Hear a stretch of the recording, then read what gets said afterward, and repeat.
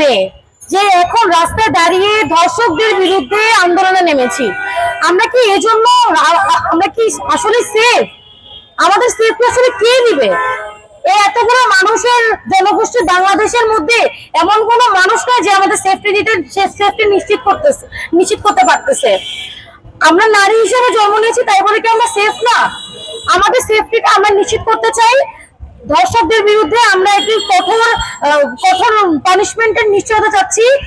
আজকে আমাদের সেফটি না হলে পরবর্তী প্রজন্মের কেউ সেফ হবে না। এখন আমাদের সময় এসেছে, দিস ইজ হাই টাইম যে আমরা এখন আন্দোলনে আবার নেমেছি। 24-এর পরে আজ আবার আন্দোলনে নামতে হচ্ছে এই দর্শক বিরোধী। এটা কিন্তু মোটেও প্রত্যাশিত কোনো আন্দোলন না, এটা প্রত্যাশিত কোনো কিছুই না। আজকে যা হচ্ছে, আজকে দেশের যে অবস্থা, এজন্য নিশ্চয়ই আমরা 24-এর আন্দোলন করে দেশকে দ্বিতীয়বারের মতো স্বাধীন করিনি। আপনাদের যাদেরকে অপদস্থ হিসেবে আপনাদের উপরস্থ মানুষ হিসেবে বসানো হয়েছে, তারপরে করতেছেনটা কি? যেখানে আমার বোন ওপেন দূষিত হচ্ছে, আমাদের আইন শৃঙ্খলা বাহিনীর কোনো কার্যক্রম দেখতে পাচ্ছি না। যখন একটা মেয়ে দর্শন হয়ে যায়, এরপরে তারা গিয়ে সেখানে তাদের ওইখানে উপস্থিত হয় এবং তাদের কার্যক্রম বল রাখে। কিন্তু আমরা কি সেটা চেয়েছিলাম?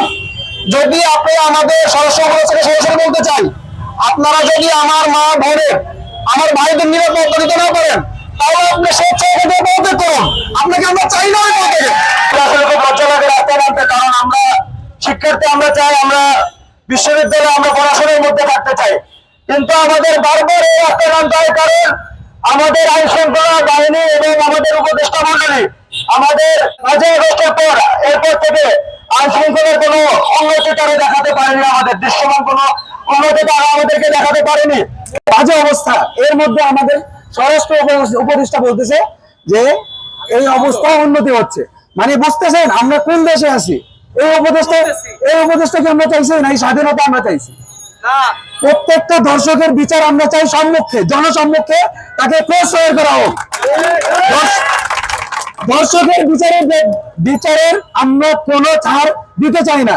ছিনতাইকারী, দর্শক, তারপরে আরো যত অনিয়ম অশৃঙ্খলা চলতেছে, এই যে অশৃঙ্খলা অনতি বিলম্বে আইন শৃঙ্খলা বাহিনীর এগুলোর উপর নজর দেওয়া উচিত। যদি না হয় আমাদের ভাই বোনের নিরাপত্তা ব্যবস্থা আমরা নিজেরা দিতে চাই। আমরা এই দেশ স্বাধীন করেছি, আমরা কি ইজ্জত রক্ষা করতে পারবো না? আমরা কি পারবো না রাস্তায় নামতে?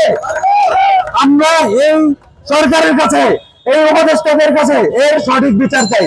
যদি বিচার খুব তাড়াতাড়ি না হয়, আমরা রাস্তা ছাড়বো না। আমরা দেশ স্বাধীন করেছি, আমরা এই দেশ রক্ষাও করতে জানি।